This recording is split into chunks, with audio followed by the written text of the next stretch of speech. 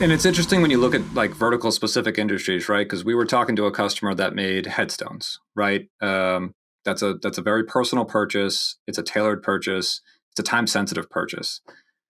That headstone shows up at the wrong location or at the wrong time. You've really probably lost that customer for life, and it's an expensive piece. The cost of that mistake can be the cost of your 2 years worth of integration, right? That you could have paid for to fix those mistakes. And so we think of those time sensitive things, right?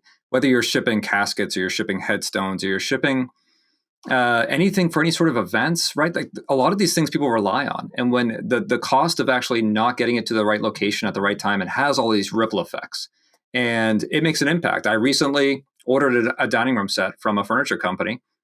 They were delayed 2 months. They had to give me free shipping. And then when they finally gave it to me, it was the wrong table.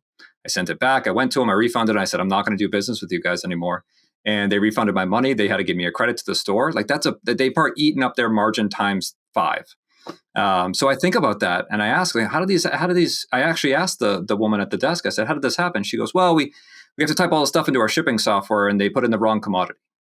And I right there, I was like, you need to get integration, right? Because that's my job. But it was just a light bulb moment, right? In a real world example where this happens all the time, and quantifying that to a customer when we're talking to them about what is your impact of reverse logistics? What is your policy, right? Do you, some people just say, don't even ship it back to me. It's not worth it. I'm going to ship you a new one for free. I'm going to expedite it. Well, that profit's out the door, right? If that happens 5 times a month, a lot of times the integration to reduce that by about 90% will cost you less than a month's worth of errors that you would occur.